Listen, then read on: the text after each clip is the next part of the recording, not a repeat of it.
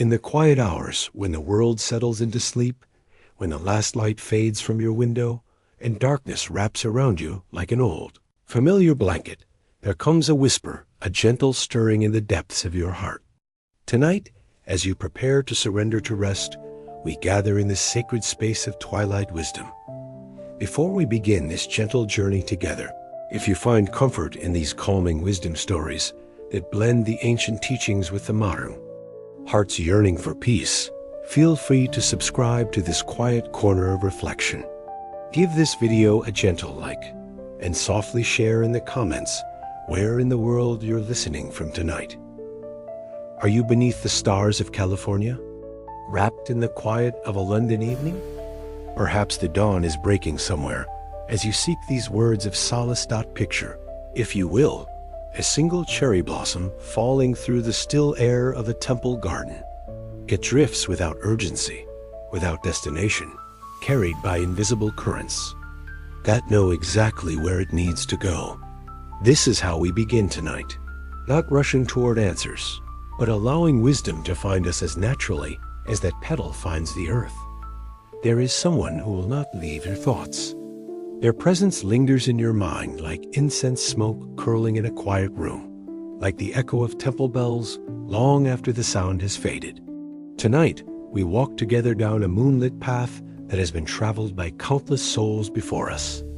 A path that leads to understanding why the heart holds so tightly, and how the ancient wisdom of Buddha and the Zen masters can teach us the art of letting go.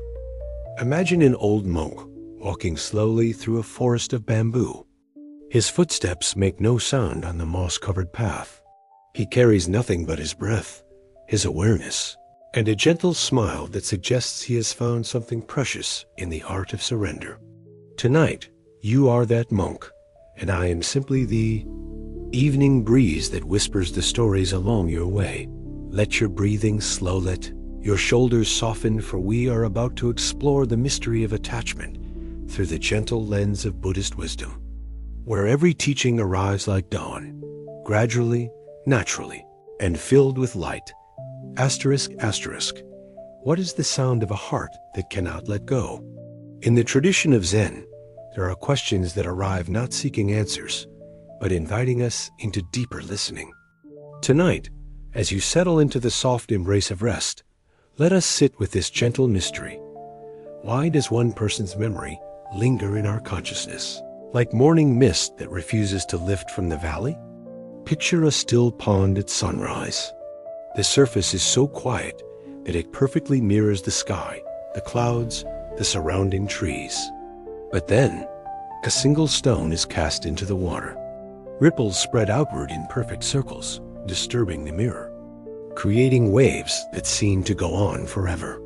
Even long after the stone has settled on the muddy bottom, the water continues to move, to remember, to hold the echo of that single moment of contact. This is how a person enters our lives. They are the stone cast into the calm waters of our existence. And even when they are gone, physically absent from our daily reality, the ripples of their presence continue to move through us, touching every shore of our awareness. But here is where the ancient wisdom whispers its first gentle teaching. What if we have misunderstood the nature of these ripples?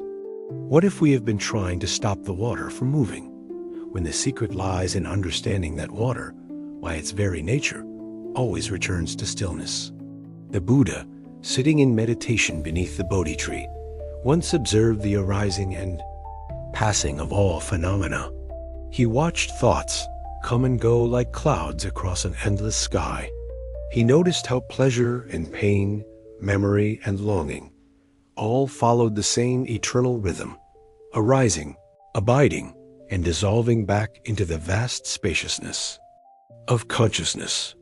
If we could sit beside a mountain stream tonight, we would hear this teaching in the water's constant song. The stream does not cling to any drop that flows through it.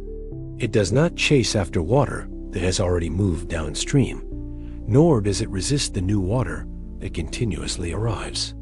It simply flows, present to each moment, accepting what comes and releasing what goes. Yet here you are, dear friend, lying in the quiet darkness, and someone's presence moves through your thoughts like that water through the stream. Perhaps it is someone who loved you and left. Perhaps someone who hurt you and departed. Maybe someone who never fully arrived, but whose possibility haunts you like a half-remembered dream. Or perhaps someone who is still present in your life, but feels unreachable, like a star you can see but never touch. The Zen master Hong Ho once said, "The foolish reject what they see, not what they think. The wise reject what they think, not what they see." Tonight, let us practice the art of gentle seeing. Let us look at this person who occupies your thoughts, not through the lens of our endless thinking about them, but through the clear mirror of awareness itself. What do you see when you stop trying to figure out why they won't leave your head? What remains when you cease the internal debate about whether you should or shouldn't think of them? In the space between one breath and the next, in the pause between one thought and another, what is actually here? This is not about pushing thoughts away. That would be like trying to stop the mountain stream from flowing. This is about learning to sit by the bank of your own consciousness and watch the flow, with the same gentle acceptance that you might watch clouds passing overhead on a summer afternoon. In the soft candlelight of understanding. Let us turn. The pages of ancient wisdom, where 2,500 years ago, a prince named Siddhartha discovered something profound about the nature of human suffering. His teaching, gentle as morning dew on lotus petals, speaks directly to your modern heart as it wrestles with thoughts that won't find rest. The Buddha spoke of something called upadana, often translated as attachment, but imagine it instead as the way wet cloth clings to skin, or how honey slowly drips from a spoon, reluctant to let go. This clinging is not wrong or bad. It is simply the mind's natural tendency to hold on to what feels important, meaningful, or unresolved. Picture yourself in a moonlit temple courtyard, sitting beside an ancient monk whose eyes hold the depth of still water. He speaks softly, "Dear child, the mind is like a monkey swinging from branch to branch in the forest of memory. The monkey is not evil for swinging. This is simply its nature. But sometimes the monkey grabs hold of a branch so tightly that it cannot continue its journey through the trees. That person in your thoughts, they have become your branch. Your mind monkey has wrapped its fingers around their memory so tightly that it has forgotten how to swing freely through the forest of the present moment. But here is what the Buddha discovered in his great awakening. The monkey's tight grip is not protecting the branch. It is only creating suffering for the monkey dot in the Majjhima Nikaya. One of Buddhism's ancient collections of teachings there is a parable that floats to us across centuries like a paper boat on a quiet river. The Buddha tells of a man who needs to cross a great body of water. He gathers reeds and branches, ties them together into a raft, and uses it to reach the other shore safely. But then, the Buddha asks, would this man be wise to say, "This raft has been so helpful to me, I will carry it on my back wherever I go"? The teaching settles into your drowsy awareness like silk. Even our most precious connections, our deepest loves, our most significant relationships, they are rafts that have served their purpose in carrying us across certain waters of experience. The raft is not meant to be carried forever. The love is not diminished by learning when to set down the weight of endless thinking about it. But listen closely, dear friend, for this is not a teaching about not caring. This is not about becoming cold or indifferent. In Tibetan Buddhism, there is a beautiful concept called metta, loving kindness that flows like a warm spring through all beings. You can love someone completely and still release the tight grip of mental preoccupation. You can honor what they brought to your life while allowing your thoughts to flow freely like that mountain stream we visited moments ago. The Zen master, Linji, whose words drift to us like autumn leaves on an evening breeze, once said, "There is nothing special to do. Just be ordinary. Relieve yourself, wash your face, Put on your clothes and eat your food. When tired, sleep. In this beautiful simplicity lies a profound truth. Your worth, your peace. Your capacity for joy does not depend on solving the puzzle of why this person occupies your thoughts. Imagine the Buddha himself, sitting beneath the Bodhi tree on the night of his enlightenment. He too had attachments to his family, to his past life as a prince, to his years of seeking and striving. But in that moment of awakening, he discovered something miraculous. When we stop fighting against the flow of our experience, when we cease the exhausting effort to control our thoughts and feelings, a natural spaciousness opens up. It's like a tight fist slowly opening to reveal an empty palm. And in that emptiness, everything becomes possible. The Heart Sutra, chanted in monasteries around the world as darkness falls, offers us these words: form is emptiness, emptiness is form. What does this ancient wisdom whisper to your tired heart? Perhaps it suggests that this person who feels so solid and permanent in your thoughts is also, in another sense, empty of the fixed reality you've assigned to them. They exist in your mind as a collection of memories, projections, hopes, and fears. But who they actually are, in this very moment, remains as open and spacious as the night sky above you. This teaching is not asking you to diminish your love or declare your feelings unimportant. Instead, it invites you to hold your experience more lightly, the way you might cup water in your hands, appreciating its coolness and clarity, while knowing that its nature is to flow. Tonight, as sleep begins to call your name like a gentle mother, let the Buddha's compassionate wisdom wrap around your restless thoughts. There is nothing wrong with you for thinking of this person. There is nothing you need to fix or force or figure out. Like clouds that gather and disperse in an endless sky, thoughts of them will arise and pass away according to their own natural rhythm. The ancient teachers understood what your weary heart is learning. Sometimes the deepest healing comes not from answers, but from resting in the question itself, like a bird settling softly into its nest as daylight fades to stars. Asterisk, asterisk. Long ago, in a monastery nestled between emerald hills where bamboo whispered secrets to the wind, there lived a young monk named Kogen.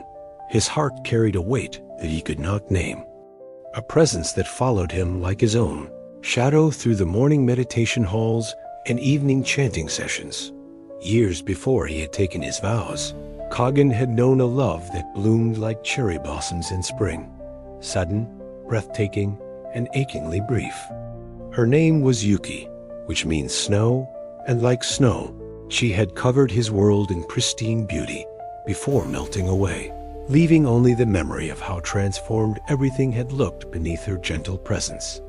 Even now, 3 years into his monastic life, Yuki's laughter would arise in his consciousness during the deepest meditations. Her voice would weave itself into the temple bells at dawn. The curve of her smile would appear in the reflection of moonlight on the monastery pond. The young monk found himself caught between two worlds, the path of awakening he had chosen, and the persistent echo of a love that would not release its hold on his heart. One autumn evening, as maple leaves painted the monastery grounds in shades of fire and gold, Kogen approached his teacher, the ancient Master Sogen, whose presence was as steady and comforting as candlelight in a paper lantern. The old master was tending to a small garden where chrysanthemums bloomed in the gathering dusk.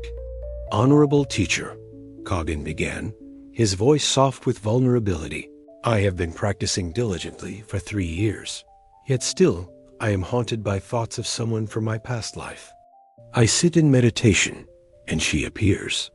I chant the sutras, and I hear her voice. I walk in mindfulness, and I find myself wondering where she is, what she is doing, whether she ever thinks of me. How can I call myself a monk when my mind refuses to let go?" Master Sogen continued tending his flowers, his weathered hands gentle among the delicate petals. The silence stretched between them like the space between temple bells, comfortable, and full of meaning. Finally, the old teacher looked up, his eyes twinkling with the kind of understanding that comes only from having walked every path of human experience. "Kagin," he said, settling himself on a wooden bench worn smooth by countless seasons, "let me tell you about this chrysanthemum." He gestured to a particularly beautiful flower, its golden petals unfurling like a small sun in the growing darkness. This flower bloomed because of the rain that fell last month, the sunshine that warmed it, the soil that nourished it, and the seed that was planted in spring. Without any one of these conditions, this chrysanthemum would not exist. The young monk listened, sensing that deeper teachings were hidden in these simple observations, like lotus roots growing in the mud beneath a pond's peaceful surface. "Now," the master continued, "when this flower's time comes to fade, should we weep and cling to its petals? Should we build a shrine around it and refuse to tend any other flowers because we cannot bear to let this one go? Or should we appreciate that its beauty arose from countless conditions coming together in this perfect temporary moment?" Kagin nodded slowly, feeling something begin to shift in his chest, like ice starting to melt at the first touch of spring. "Your love for Yuki," Master Sagin said, using her name with the same gentle reverence he might use for a sacred text. This love was also a chrysanthemum. It bloomed because of countless conditions: your openness, her presence, the timing of your meeting, the circumstances that brought you together. It was real, it was beautiful, and it served its purpose in your life's garden. The master paused, allowing the evening breeze to carry the sweet scent of the flowers between them. "But you are trying to keep a chrysanthemum that has already returned to the earth. You are watering a garden bed where nothing is planted, wondering why new flowers will not grow. The love was perfect in its season, Kagin. The memory remains precious. But your heart's energy is needed for the garden of this present moment." As if summoned by the teacher's words, a single chrysanthemum petal detached itself from the flower and drifted down to rest on the young monk's sandaled foot. He looked down at it, so beautiful, so fragile, so completely without the ability to cling to the flower from which it came. "But master," Kagin whispered, "how do I stop thinking about her? How do I release this attachment when it feels woven into the very fabric of who I am?" The old teacher's laugh was like water flowing over smooth stones. "Ah, my dear student, you are still trying to solve the problem of being human. Tell me, when you sit by the stream that runs behind our monastery, do you command the water to stop flowing? Do you grab at it with your hands and demand that it be still? No, master, that would be impossible. And yet, the stream is peaceful, is it not? Even though it never stops moving?" Understanding began to dawn in Kagin's eyes like the first light of sunrise touching mountain peaks. "Your thoughts of Yuki are like that stream," Master Sagin continued. "They will flow when they flow. The practice is not to dam the stream, but to sit peacefully on its banks. Watch the thoughts arise. Acknowledge them with the same kindness you would show to an old friend passing by your gate, and let them continue on their way." That night, during the late meditation session, when Yuki's image arose in Kagin's awareness, as clearly as if she were sitting beside him in the dimly lit hall, the young monk tried something different. Instead of fighting the thought, instead of judging himself for it, instead of trying to push it away or analyze why it had come, he simply bowed to it internally, the way he might bow to honor the Buddha statue on the altar. "Thank you," he whispered, silently to the memory, "for reminding me of my capacity to love. Thank you for the joy you brought to my life. Now please, continue on your journey while I continue on mine." Something miraculous happened in that moment of gentle acknowledgement. The thought did not disappear, but it lost its urgent, clinging quality. It became like one of Master Sagin's chrysanthemum petals, beautiful and temporary, arising and passing away according to its own natural rhythm. Years later, When Kagin had become a teacher himself, students would often come to him with similar struggles. He would take them to the monastery garden, now tended by his own weathered hands, and share the wisdom that Master Sagin had planted in his heart that autumn evening. Love is not the problem, he would tell them, his voice carrying the same gentle authority that his teachers had possessed. Attachment to the form that love once took. This is where suffering flowers. But when we learn to love like the earth loves, supporting all growth while clinging to nothing, then every memory becomes a teacher, and every thought becomes a stepping stone on the path to freedom. Asterisk, asterisk now, dear traveler of the inner landscapes, let us turn our steps away from the external world of stories and teachings and walk gently inward into the sacred temple of your own awareness. Here, in the quiet sanctuary of this moment, we discover that the answer to why someone cannot leave your thoughts is not found in analyzing them, but in exploring the nature of the one who is doing the thinking. Close your eyes, if they are not already closed, and feel yourself settling deeper into the soft embrace of rest. With each breath, you are becoming less a person wrestling with thoughts, and more the spacious awareness in which all thoughts arise and dissolve, like clouds forming and melting in an infinite sky. Breathe in, and as you do, imagine drawing in the cool mountain air of a high monastery, where the atmosphere is so thin and pure that each breath seems to reach directly into your soul. Breathe out, and release not just the stale air from your lungs, but also the weight of trying to figure everything out, the burden of needing to understand why your heart moves the way it does.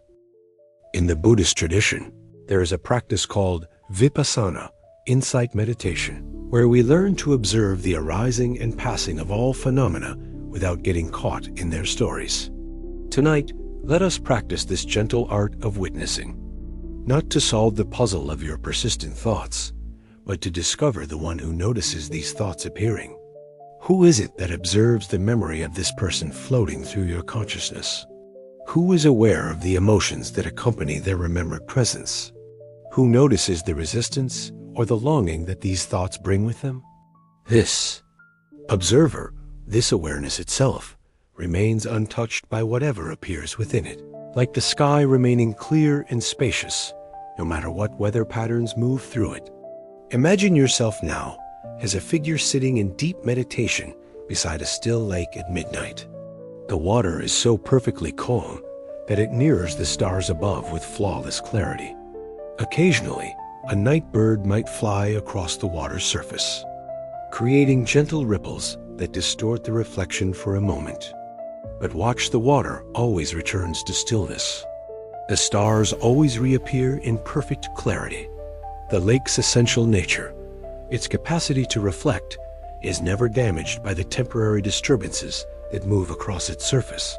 You are that lake, dear friend. Your awareness is that pristine water. The thoughts of this person who occupies your mind, they are like the night bird, beautiful and temporary, creating ripples, but never damaging your essential capacity to reflect reality with perfect clarity. With each breath now, allow yourself to sink deeper into this understanding. You are not your thoughts about this person. You are not your feelings about them. You are not even your relationship to them. You are the vast, open awareness in which all of these experiences arise, dance for a while, and then dissolve back into the infinite spaciousness of consciousness itself. Let your breathing become slower now, more rhythmic, like gentle waves lapping against a peaceful shore.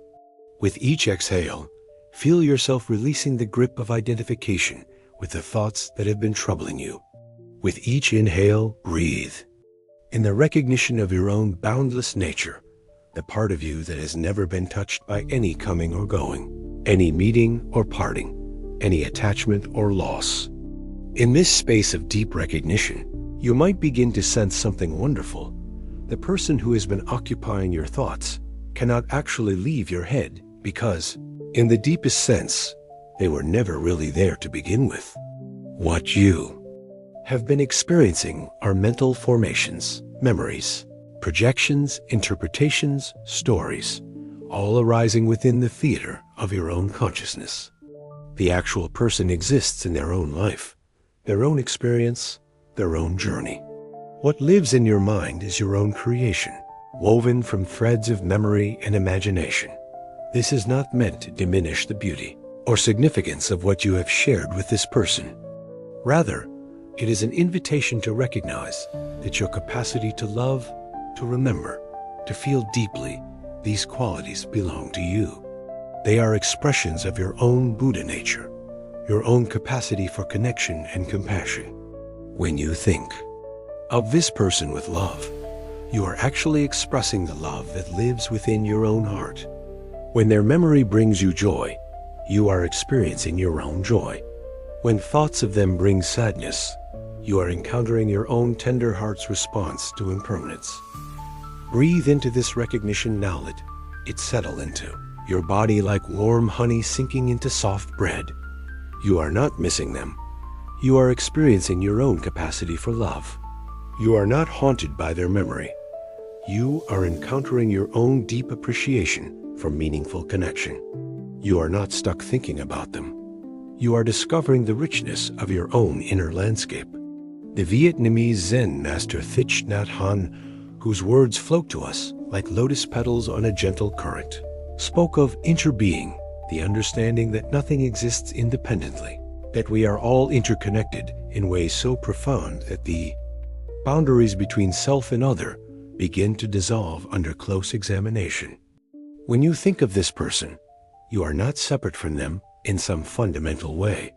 The love you feel is the same love that flows through all beings. The longing you experience is the universal human yearning for connection. The joy they brought. You is the joy that exists as the very fabric of existence itself. Float now in this understanding, like a leaf drifting on a moonlit stream. You are not a separate self having thoughts about another separate self.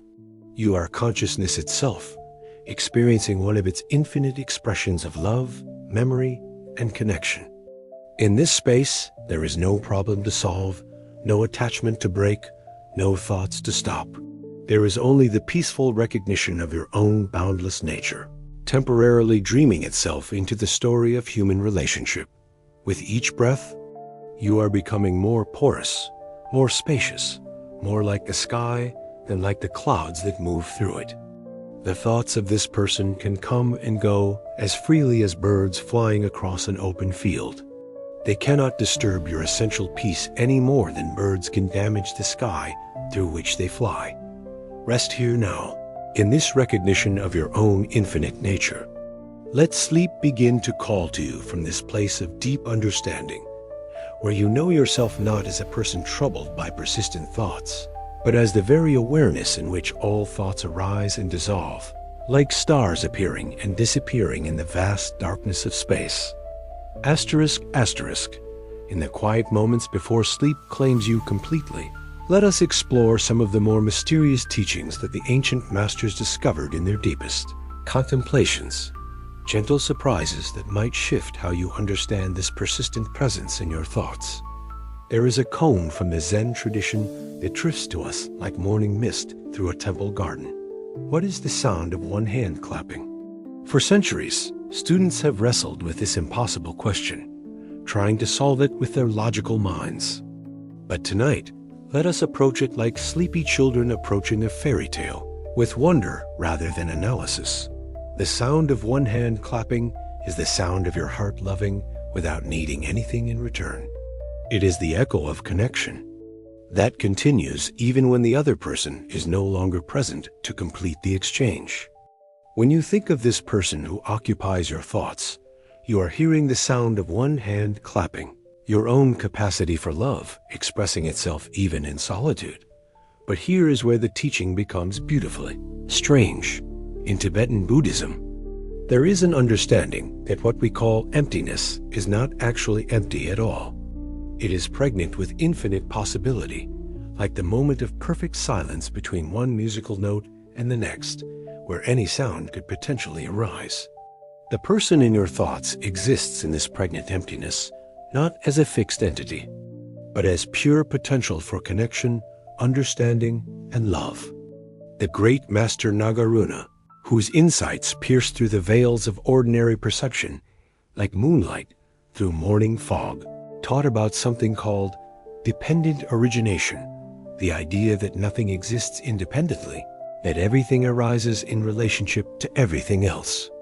Applied to your situation, this means that the person in your thoughts doesn't exist as a separate, solid entity that you are thinking about.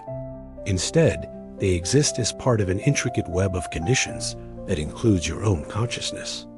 Your shared history, your capacity for memory and imagination, and even this very moment of lying here in the darkness, listening to these words. Asterisk, asterisk, this is not abstract philosophy. It is a lived reality that you can taste in your own experience. Notice how the person in your thoughts changes, depending on your mood, your energy, the time of day, what has happened to you recently.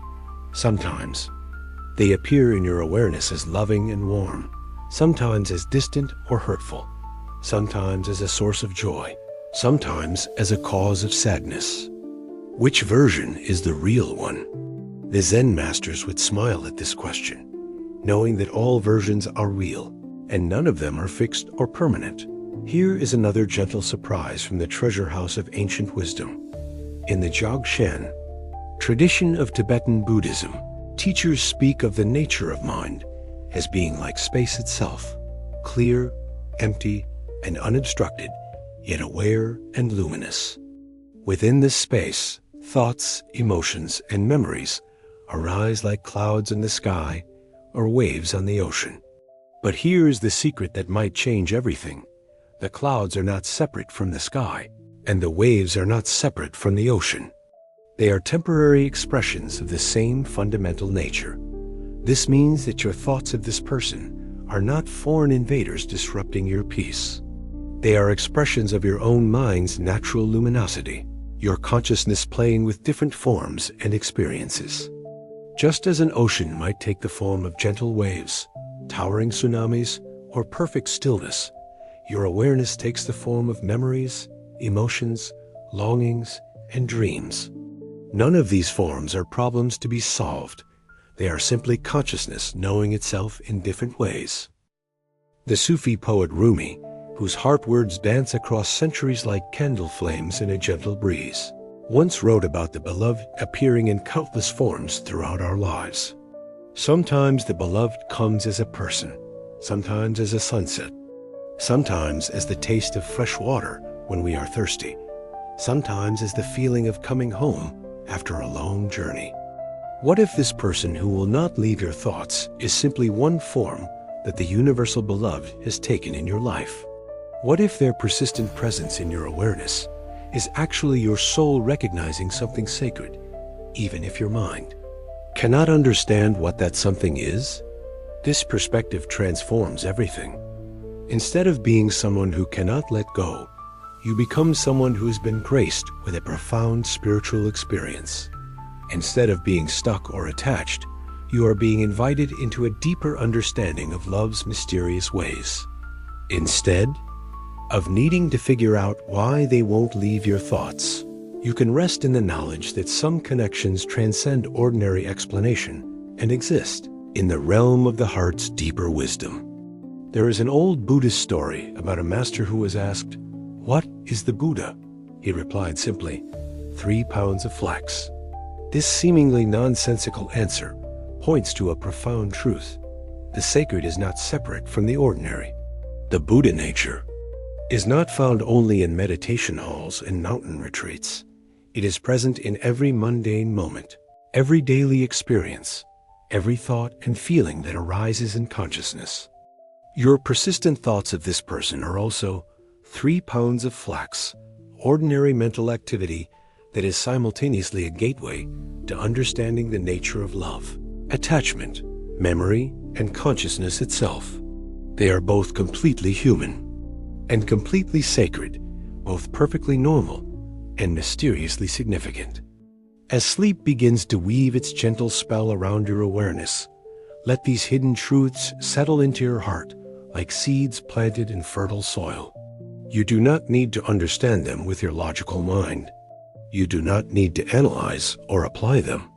Simply let them rest in the depths of your being, where transformation happens as naturally as flowers, blooming in spring sunshine.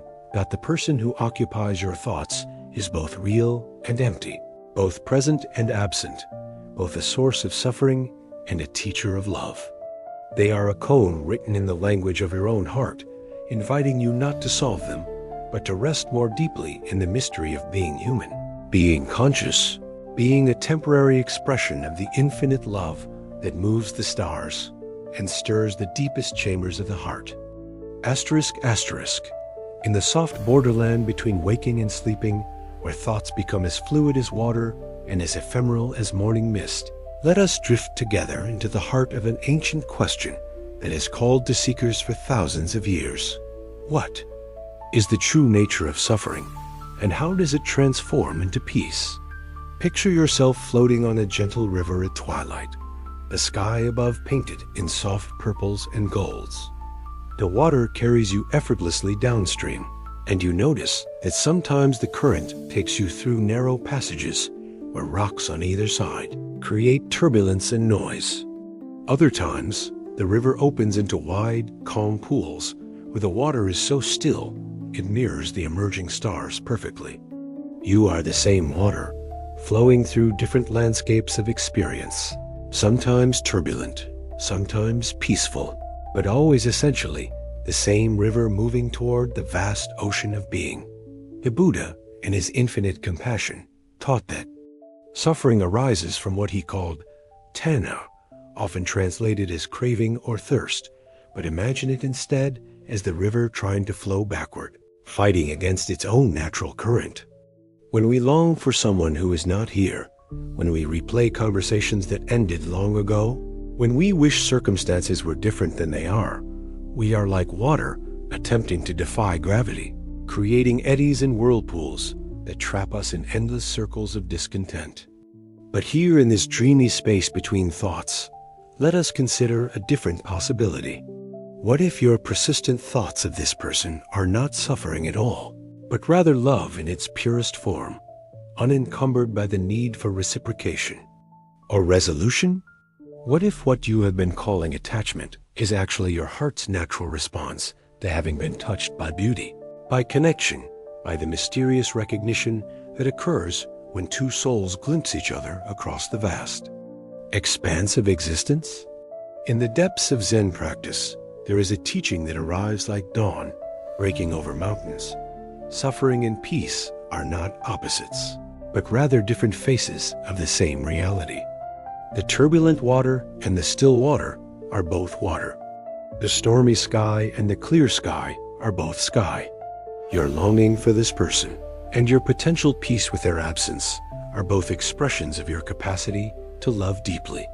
Imagine now that you are sitting in a temple garden where a master calligrapher is painting characters on rice paper with brush and ink. Each stroke is deliberate, meditative, irreversible. Once the ink touches the paper, it becomes part of the artwork forever. Your experience with this person was like one of those brush strokes, decisive, permanent, and now part of the larger composition of your life's artwork. The stroke cannot be erased, nor should it be. It has contributed something essential to the beauty of the whole. The suffering comes not from the brushstroke itself, but from the mind's habit of wishing the stroke were different, longer, shorter, placed elsewhere on the paper, or never made at all. But the master calligrapher knows that each stroke, once made, has found its perfect place in the composition. Even what appears to be a mistake often reveals itself to be exactly what the artwork needed to achieve its deepest beauty. As your breathing deepens and your body settles more completely into rest, let yourself float in this understanding. The person who occupies your thoughts made their brush stroke across the rice paper of your heart.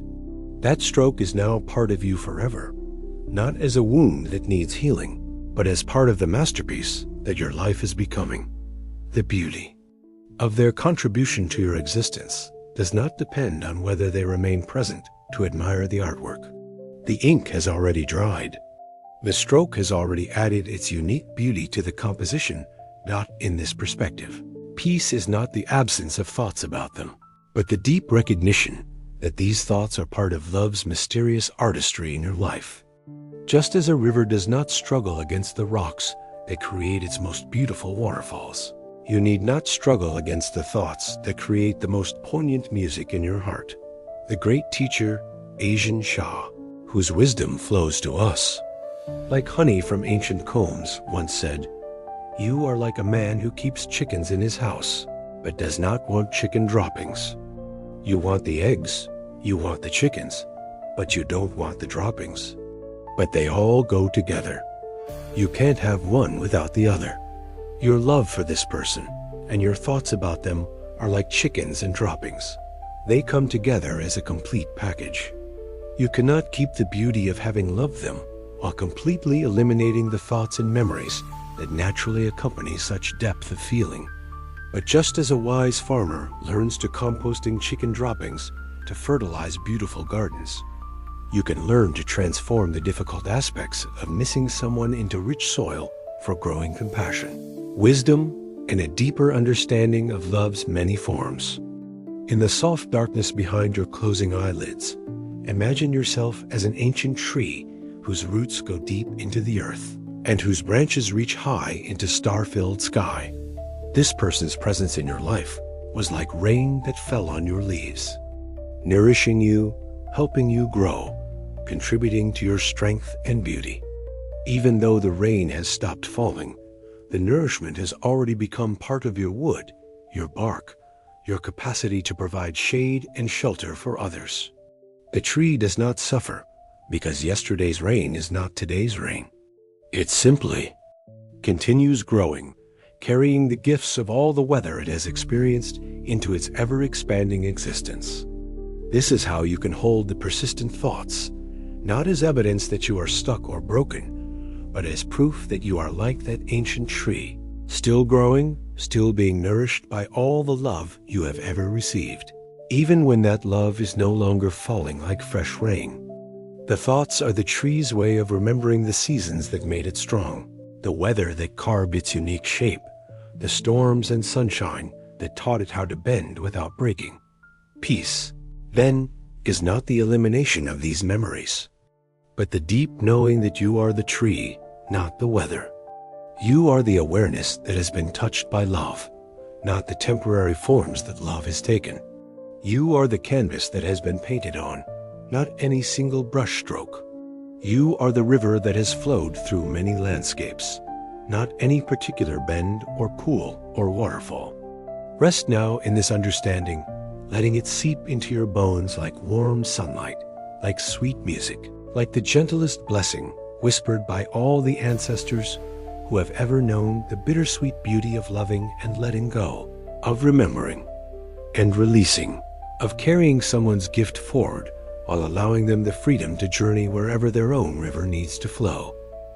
In the gentle twilight of consciousness, where the day's worries dissolve like sugar in warm tea, let us explore one of the most misunderstood teachings in all of spiritual practice, the art of letting go. Like a feather released into an evening breeze, this teaching floats to us surrounded by misconceptions and gentle confusions that we can clear away as softly as morning fog lifts from a quiet valley. Many people imagine that letting go means pushing away, forgetting, or pretending not to care. They picture it as a kind of emotional surgery where love is cut out of the heart like a tumor, leaving behind scar tissue and carefully maintained indifference. But this understanding is like mistaking the shadow of a bird for the bird itself. It bears a resemblance to the truth, but misses the essential nature of what is actually happening. Imagine yourself now as a mother watching her child take their first steps. She has been holding the child's hands, supporting them, guiding them, keeping them safe. But there comes a moment when she must release her grip to allow the child to discover their own balance, their own strength, their own capacity to move through the world. Does this letting go mean she loves the child less? Does it mean she no longer cares what happens to them? Of course not. The letting go is actually the deepest expression of her love, the willingness to trust the child's own journey, even when it means she cannot control or protect every step they take. This is the kind of letting go that the Buddhist teachings invite us to practice with our thoughts of people who have touched our lives. It is not about loving them less or caring about them less. It is about loving them so deeply that we are willing to release our mental grip on trying to control how they exist in our awareness, how often we think of them, what those thoughts should mean, or how the story of our connection should continue. To unfold in the Tao Te Ching, written by the ancient sage Lao Tzu, there is a passage that drifts to us like cherry petals on spring wind. The sage does not attempt anything very big, and thus achieves greatness. Applied to letting go, this suggests that we need not attempt the monumental task of completely purging someone from our thoughts.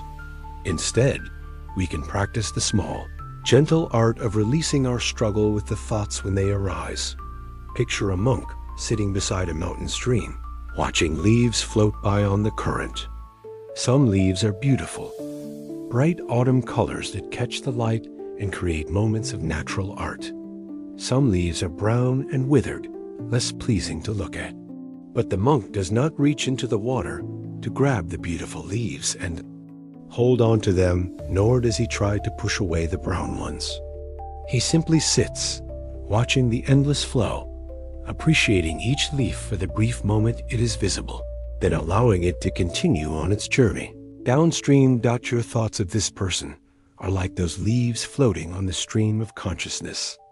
Some thoughts are pleasant, memories of joy, laughter, connection, love.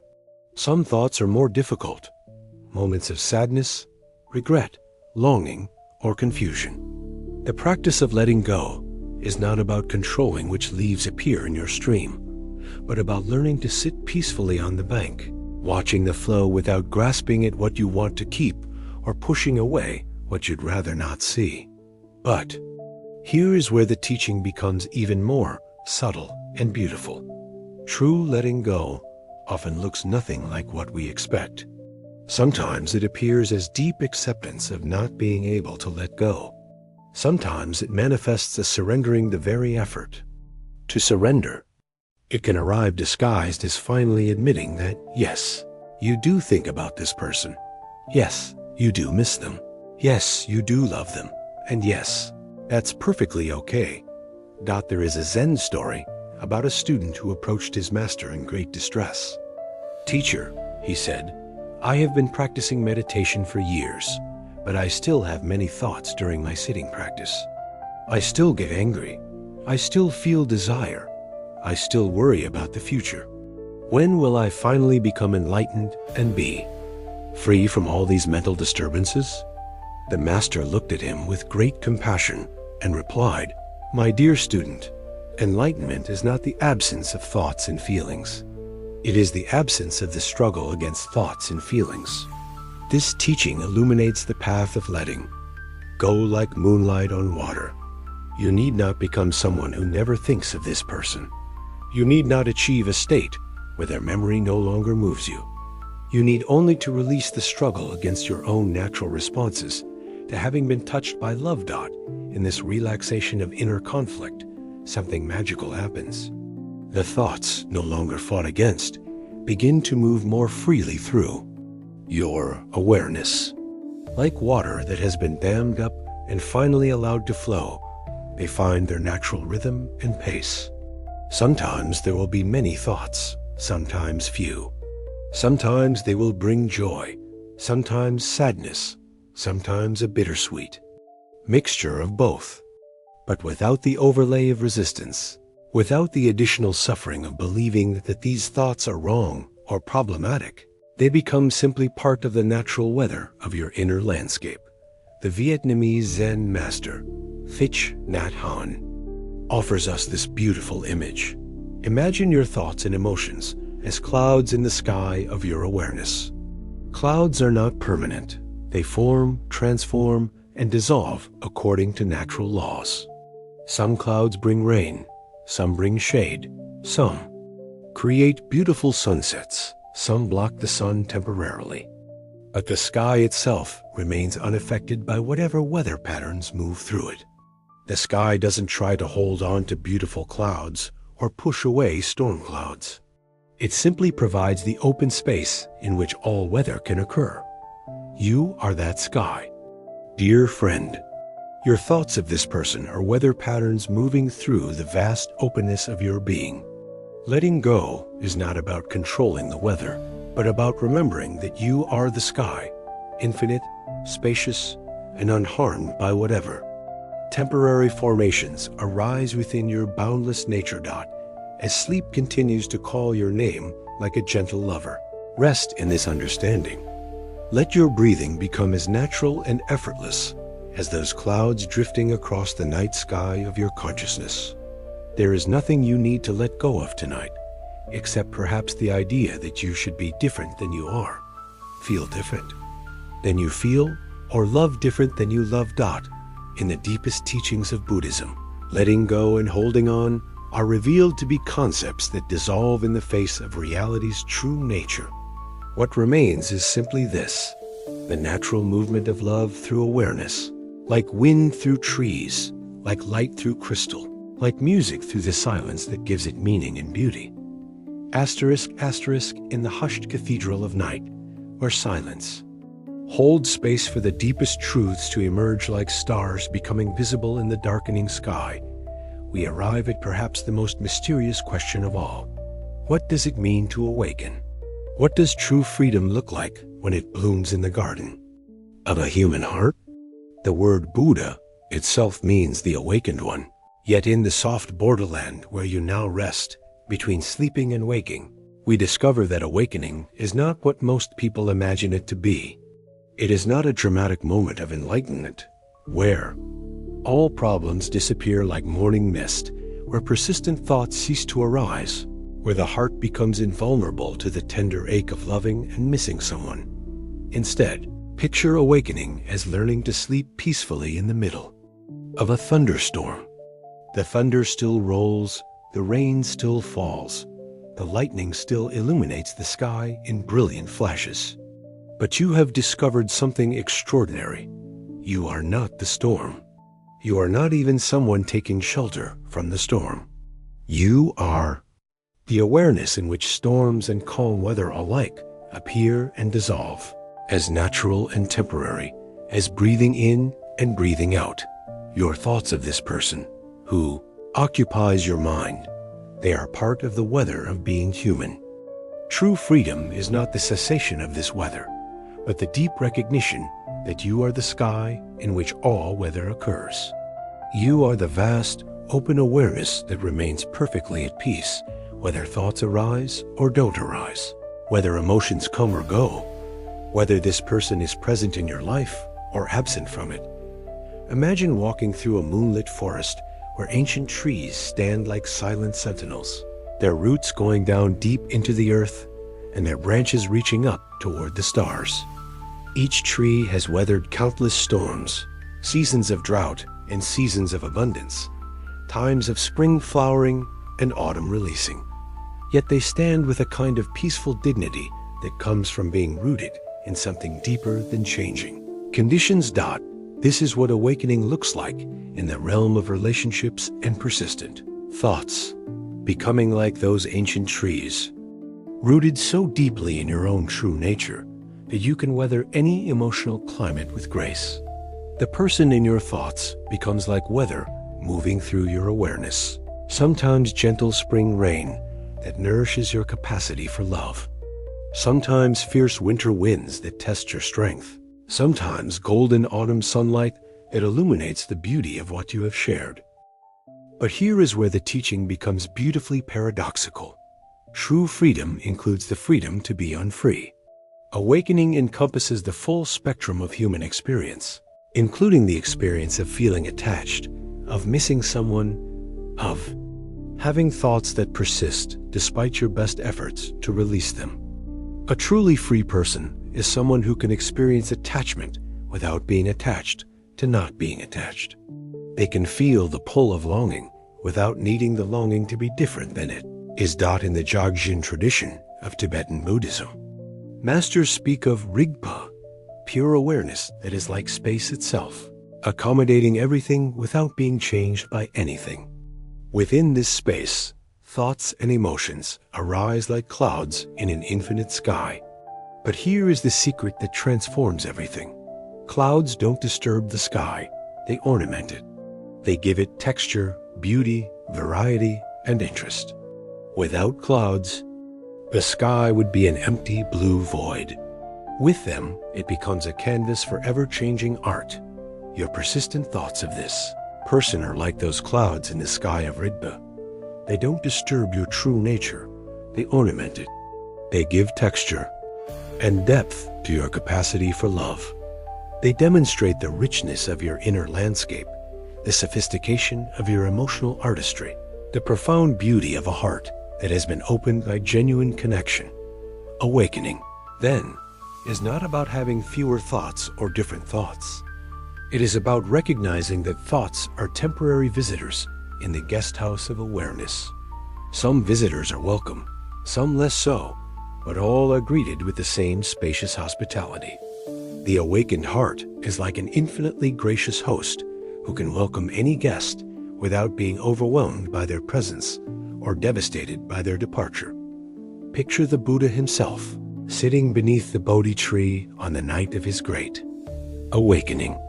The traditional stories tell us that he was visited by Mara, the embodiment of temptation and distraction, who sent armies of demons and seductive daughters to try to disturb his meditation.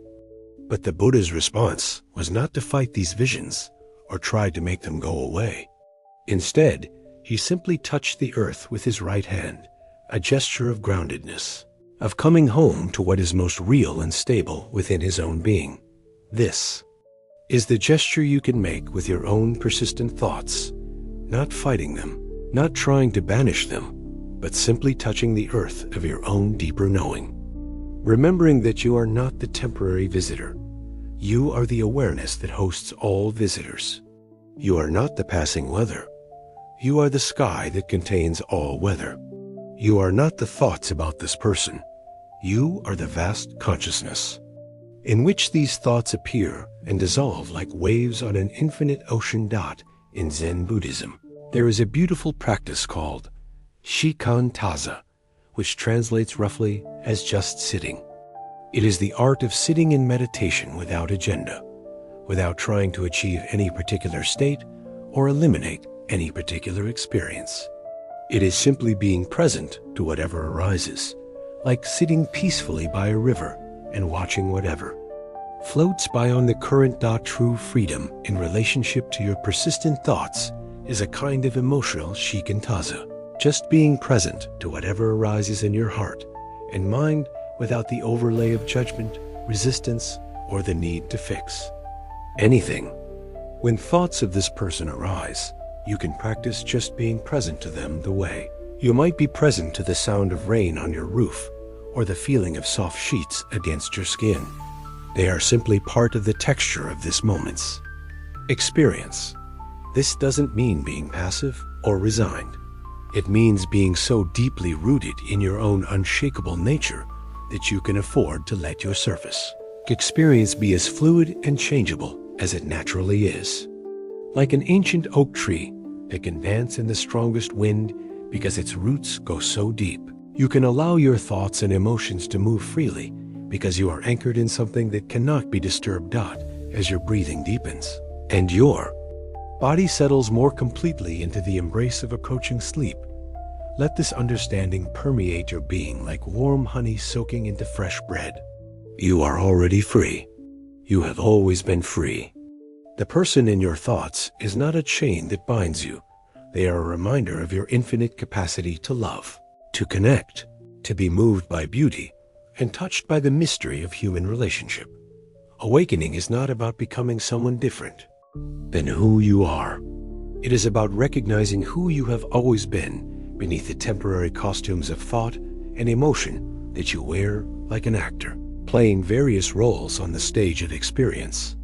You are the stage itself, vast, supportive, and unchanged by whatever drama unfolds upon it.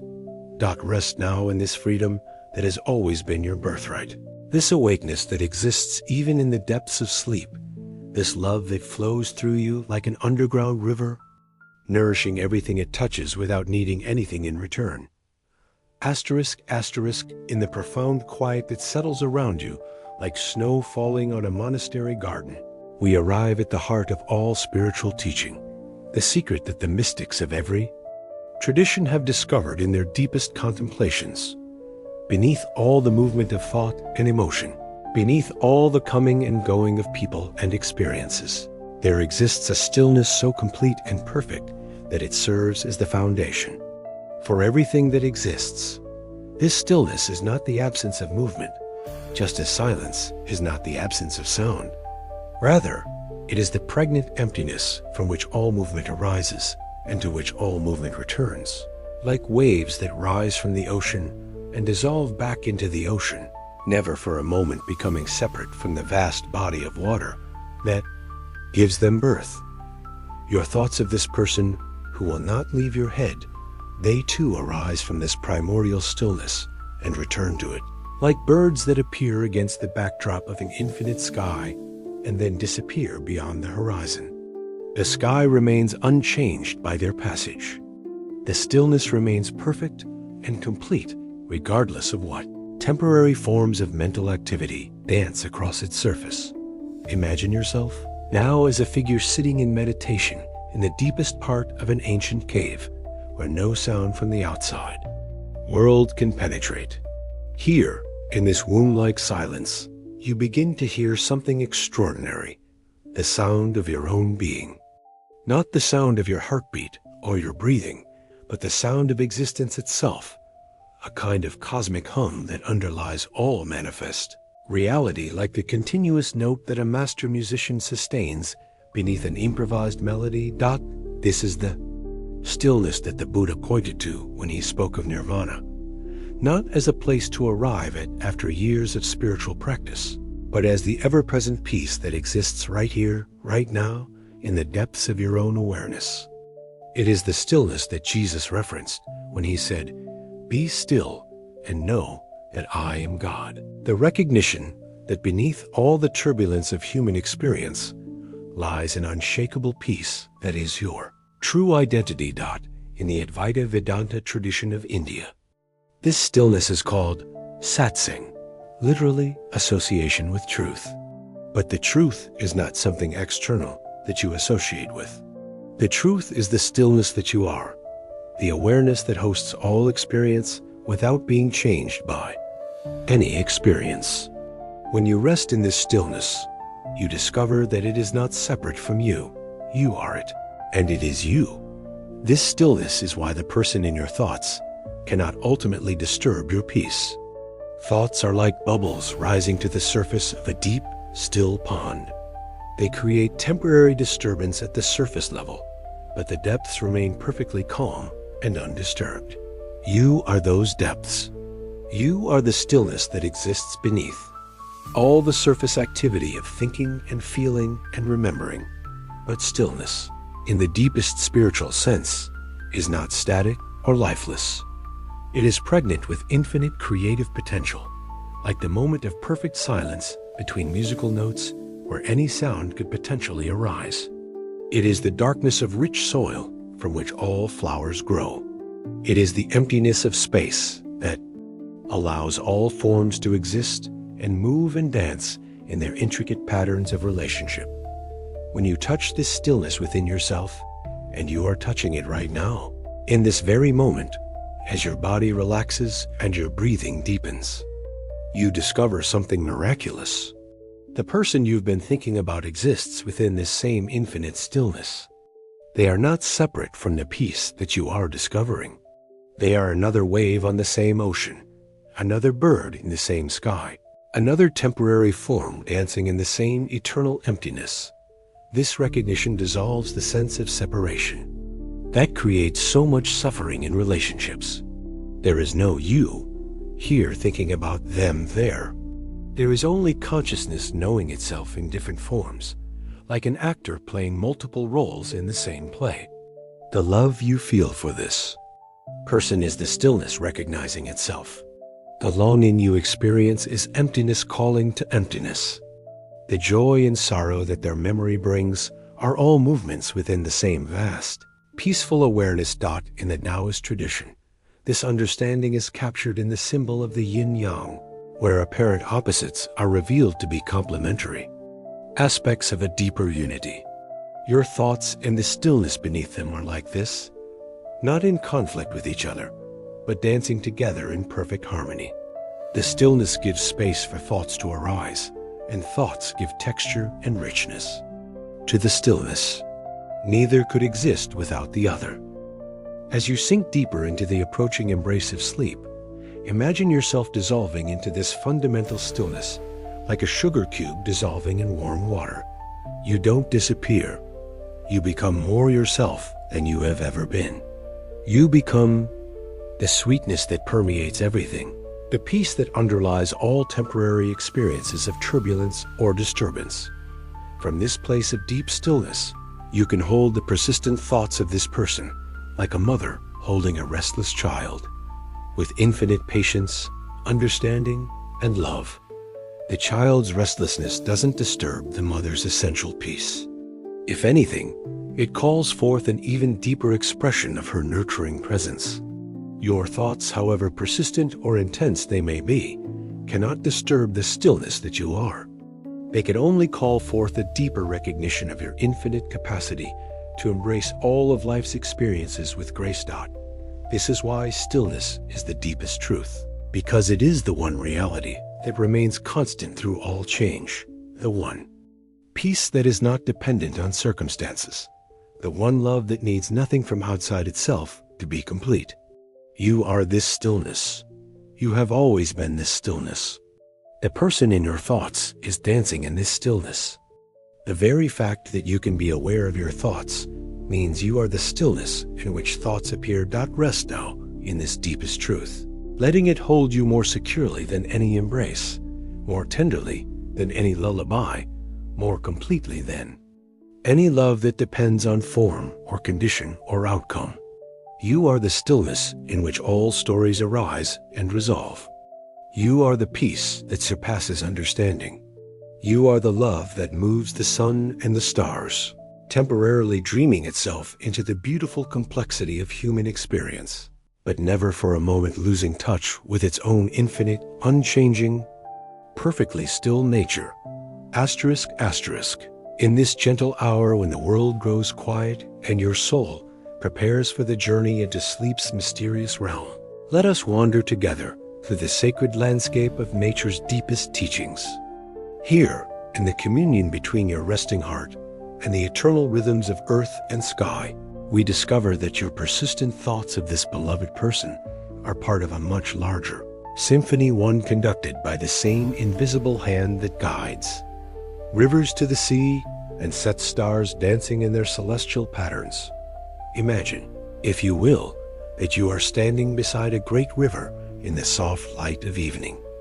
This river has been flowing for countless thousands of years, carrying snow from distant mountains, rainwater from spring storms, and the offerings of smaller streams that join its current along the way.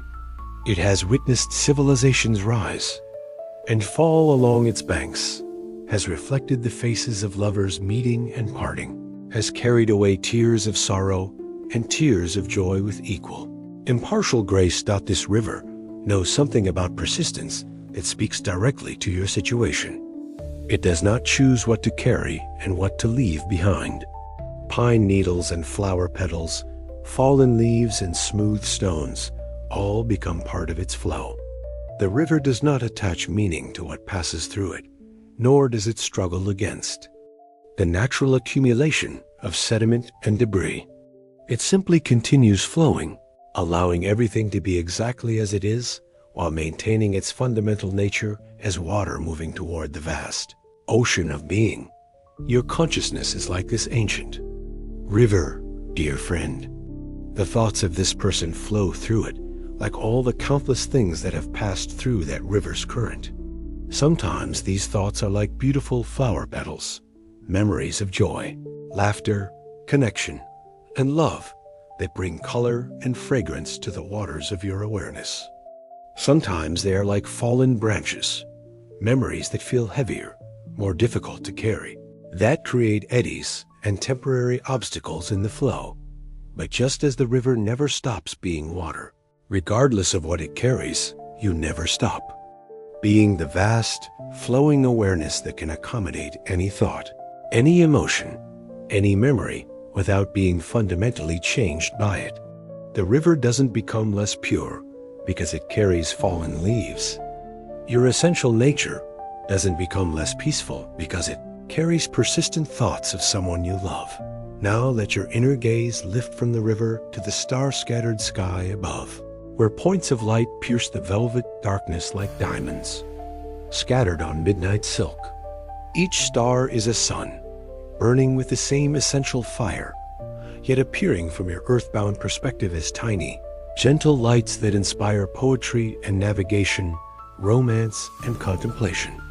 Some stars appear to burn more brightly than others. Some seem to twinkle while others hold steady. Some travel in clusters while others appear to journey.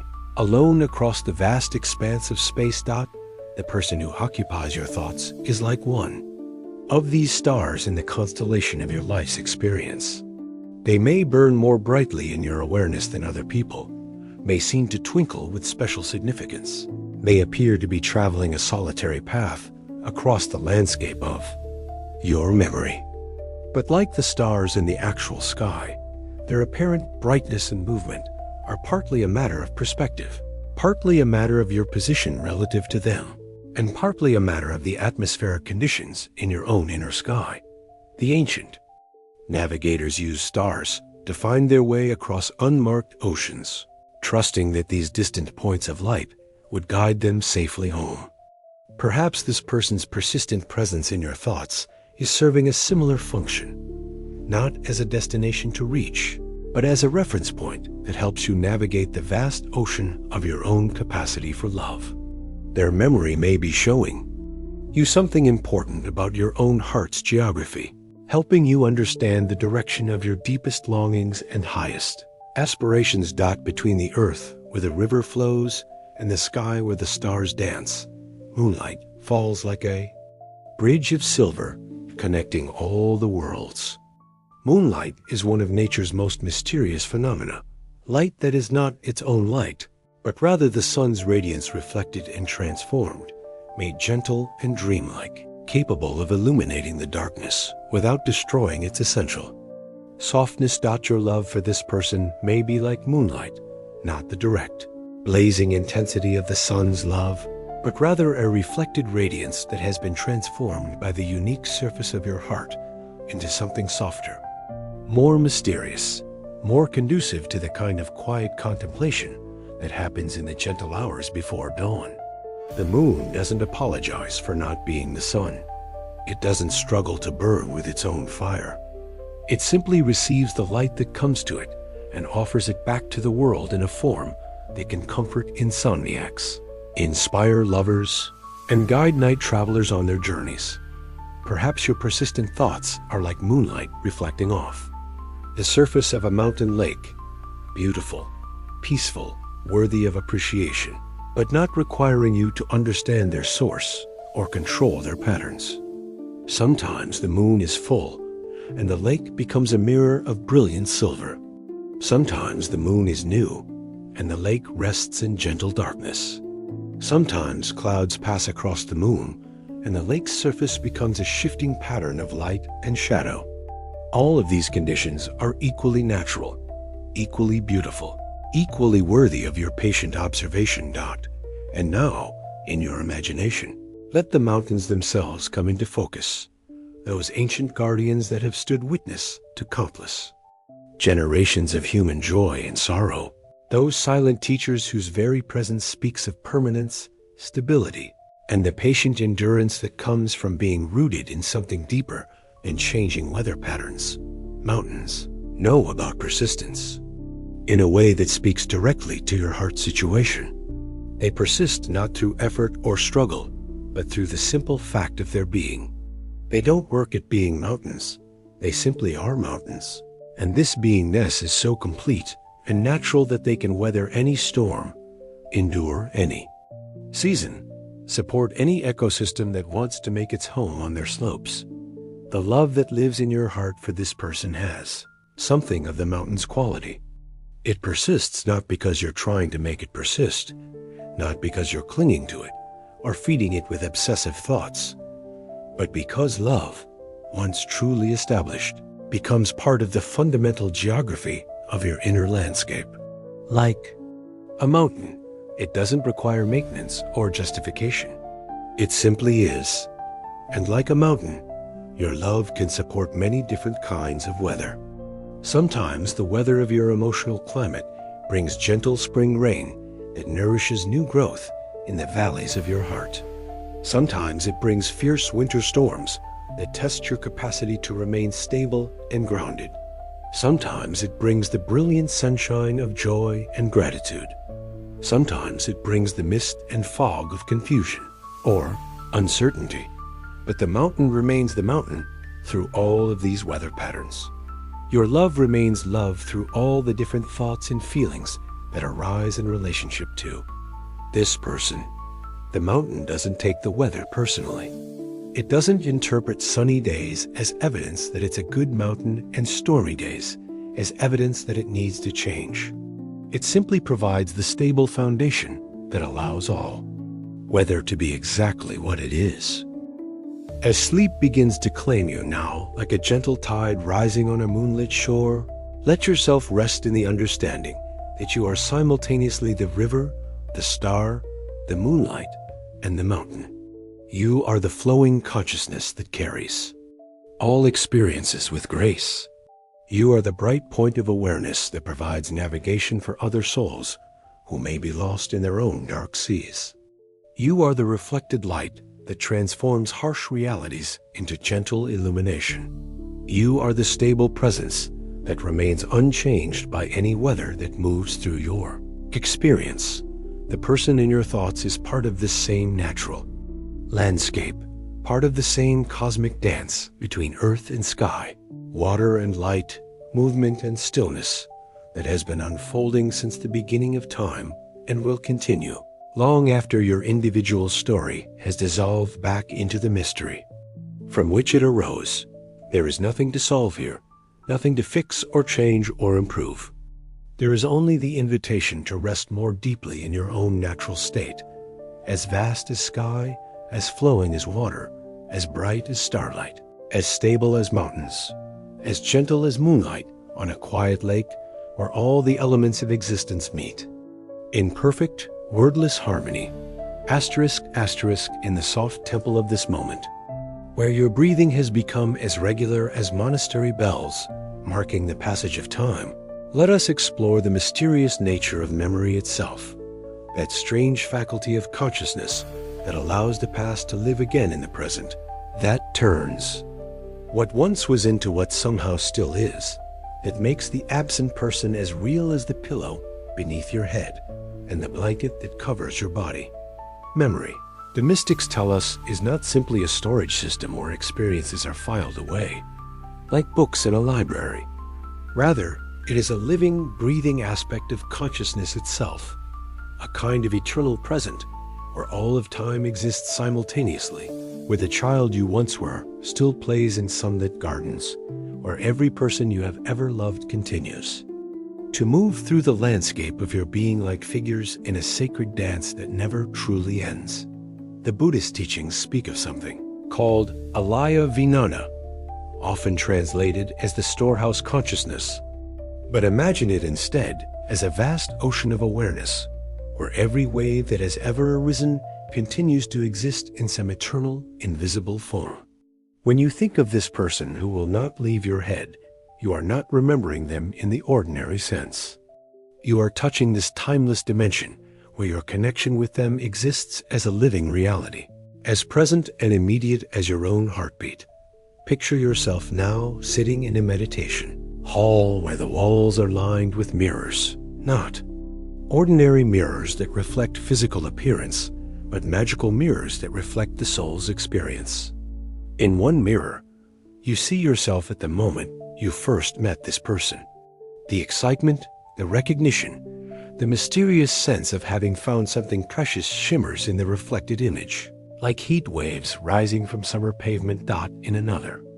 Mirror, you see moments of deep connection, conversations that lasted until dawn, silences that felt more intimate than words.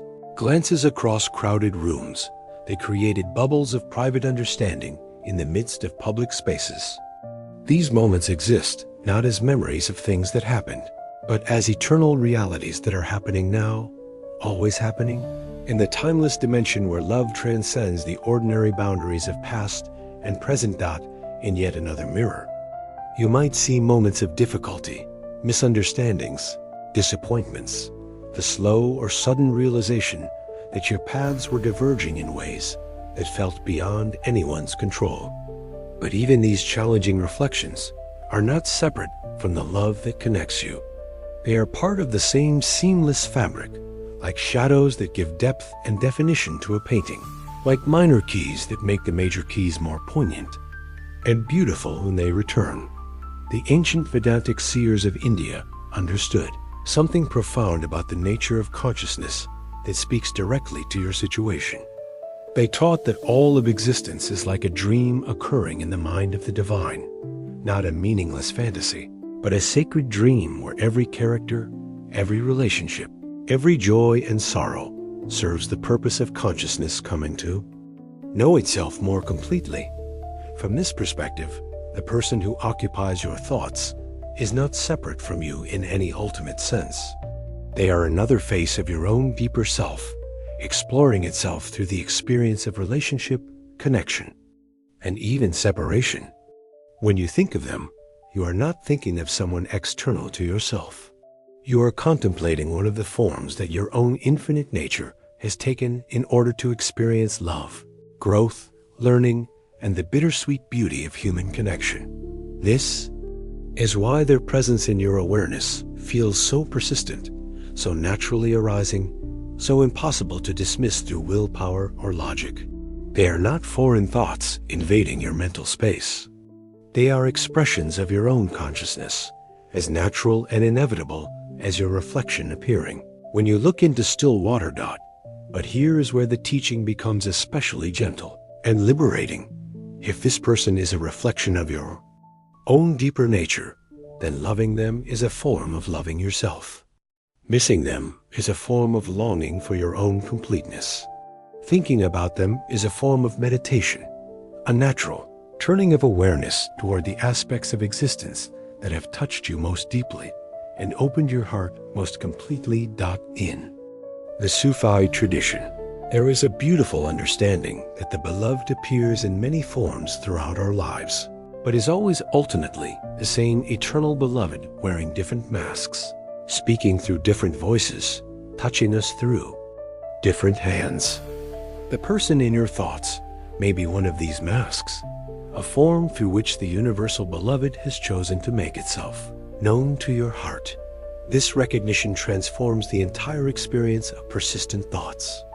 Instead of being evidence of attachment or inability to let go, these thoughts become a form of devotional practice, a way of honoring the sacred that has touched your life through human form. Instead of trying to stop thinking about them, you can approach these thoughts the way you might approach prayer beads or a meditation cushion, as tools for connecting with something deeper and more meaningful than the surface appearance of things. Imagine now that your heart is like a temple with many chambers, and in one of these chambers burns an eternal flame dedicated to this person's presence in your life. This flame doesn't burn with the frantic energy of obsession or the desperate heat of unfulfilled desire. It burns with the steady, peaceful radiance of gratitude. Gratitude for having been touched by love, for having experienced connection, for having learned something about your own capacity for caring deeply about another being.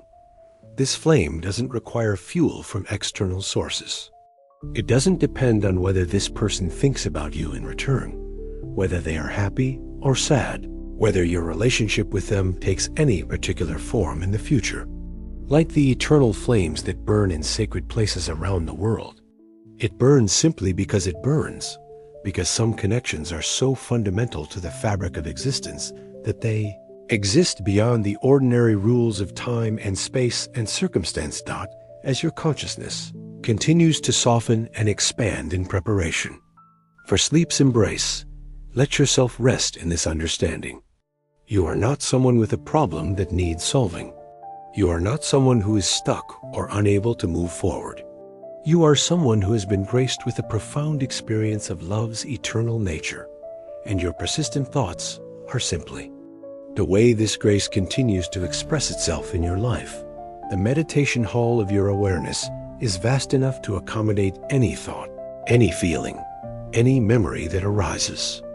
The mirrors that line its walls reflect not just what was, but what eternally is, the indestructible connections that exist between souls who have recognized something sacred in each other, the love that continues to flow like an underground river even when its surface expression has changed form. Rest now in this sacred space, where memory becomes meditation, where persistent thoughts become prayers, where the beloved who will not leave your head is revealed to be the eternal beloved who has never left your heart, who can never leave your heart.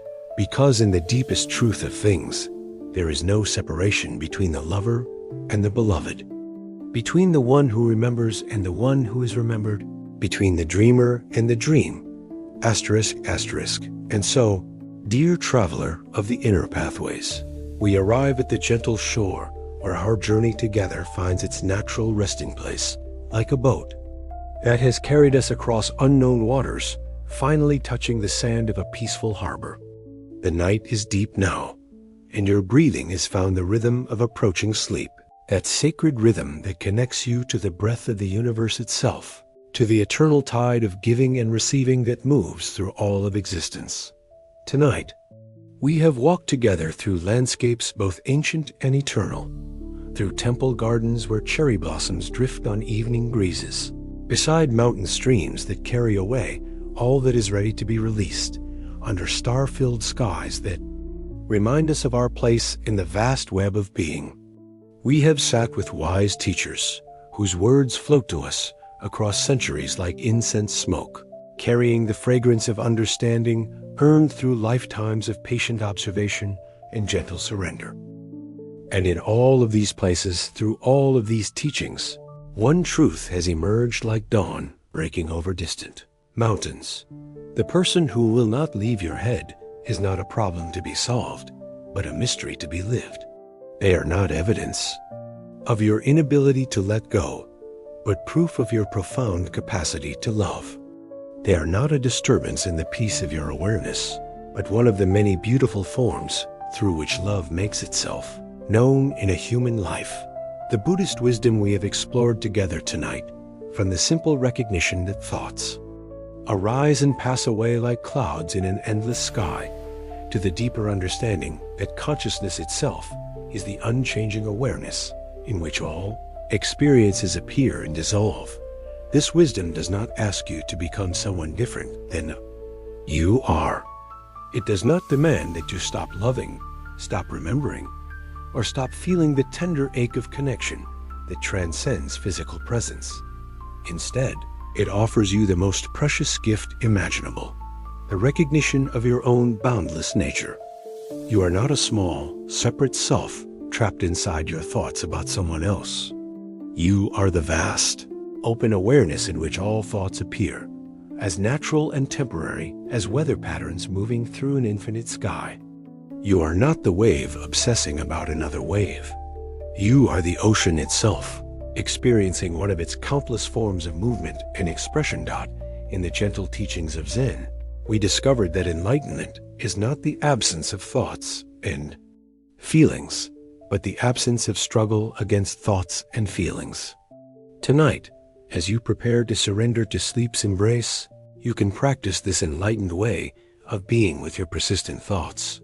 When they arise, as they may, even in dreams, you need not fight them or judge yourself for having them. You can greet them like old friends passing by your gate, bow to them with respect for the love they represent, and allow them to continue on their journey through the landscape of consciousness.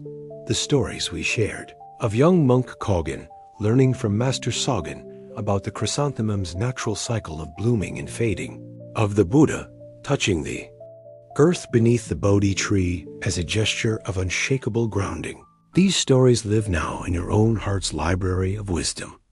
They are not just tales from long ago, but immediate realities that you can access anytime you need to remember your own capacity to sit peacefully with whatever arises in the garden of your inner experience. We journeyed inward together, discovering that you are simultaneously the mountain that remains stable through all weather, the river that flows with natural grace, carrying whatever appears in its current, the star that provides gentle navigation for others lost in their own dark seas, and the stillness that underlies all movement, like silence underlying all sound. These are not metaphors for who you might become someday through spiritual practice. These are descriptions of who you already are, right now, in this very moment, beneath all the temporary stories you tell yourself about being someone who has problems or attachments or unresolved feelings. The hidden truths we explored, the sound of one hand clapping that is your heart loving without needing anything in return, the pregnant emptiness that gives birth to all experience, the understanding that love and the beloved are not two separate things, but one reality, appearing as relationship. These truths are not complex philosophical concepts to understand with your mind. They are immediate recognitions available to your heart, as close as your next breath, as intimate as the silence between your thoughts. And through it all, we have discovered that the deepest teachings are often the simplest ones. You are already free. You have always been free. The love in your heart is not a trap that binds you, but the very essence of your liberation. The person in your thoughts is not separate from the peace that you are discovering, but another wave on the same ocean, another expression of the same consciousness, another form through which the eternal beloved touches itself, awake to its own infinite nature. As sleep prepares to carry you into its mysterious realm, where the boundaries between dreamer and dream dissolve into the ocean of pure being. Let yourself rest completely in this understanding. There is nothing you need to fix about yourself tonight. There is nothing wrong with the way your heart moves, the way your love expresses itself, or the way certain connections continue to live and breathe in the sacred chambers of memory. You are perfect exactly as you are, not perfect like a finished sculpture that cannot be improved, but perfect like a flower that blooms according to its own natural timing, like a river that finds its way to the sea through landscapes of unimaginable beauty and variety. Your capacity to love so deeply that someone becomes a permanent part of your inner landscape is not a weakness. It is one of the most beautiful expressions of human consciousness, as worthy of celebration as any sunset, as sacred as any prayer. Thank you, dear friend, for sharing this quiet path with me tonight. Thank you for your openness to receiving these ancient teachings, for your willingness to consider that your persistent thoughts might be something other than a problem to be solved. Thank you for the courage it takes to love deeply in a world that often encourages us to protect our hearts, to remain surface, to avoid the beautiful vulnerability that comes with genuine connection. In temples and monasteries around the world, as the night deepens, monks and nuns are offering prayers for all beings everywhere, for their happiness, their peace, their freedom from suffering, their awakening to their own Buddha nature. Tonight, you are part of this vast web of goodwill and spiritual friendship. The love in your heart connects you to every person who has ever loved and lost, who has ever carried someone precious in their thoughts and wondered about the nature of attachment and freedom. Wherever you rest your head tonight, whether on a pillow in a comfortable bed, or a cushion on the floor, or perhaps in a place where rest is difficult to find, may peace find you there. May the Dharma we have shared together illuminate your dreams with its gentle light. May you awaken tomorrow morning with a heart that feels a little more spacious, a little more understanding of its own depths, a little more at home with the beautiful complexity of being human. May the person who occupies your thoughts be happy, wherever they are on their own journey. May they be peaceful, may they be free from suffering, may they know the same boundless love that flows through your own heart. And may you both continue to grow in wisdom and compassion, whether your paths cross again in this lifetime, or whether you meet only in the eternal realm, where all connections are revealed to be facets of one infinite jewel of consciousness exploring itself through the dance of relationship. The Buddha taught that at the moment of enlightenment, he saw that all beings everywhere had always been enlightened. They had simply forgotten their true nature, like someone searching frantically for glasses that are already resting on their nose. Tonight, as you drift into sleep, remember that you too have never been anything other than this vast, loving awareness that can accommodate any experience with perfect grace. Sleep peacefully now, beloved friend. Rest in the understanding that you are held by something much larger than your individual story, much more stable than any temporary experience of longing or loss, much more love than your heart could ever contain yet, somehow exactly the love that your heart is made of.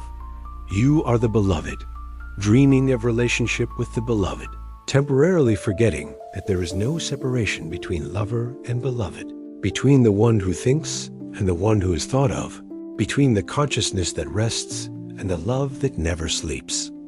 Good night, dear traveler. May you be well. May you be at peace. May you awaken to the recognition that you are already everything you have ever been seeking. And that includes the capacity to love so completely that certain souls become permanent residents in the temple of your heart. This is not suffering. This is grace. This is not attachment. This is recognition. This is not a problem to be solved. This is the love that you are, knowing itself through the beautiful mirror of human relationship. Sweet dreams, gentle soul. Until we meet again in the eternal present where all teachings live and breathe and offer their timeless gifts to any heart ready to receive them.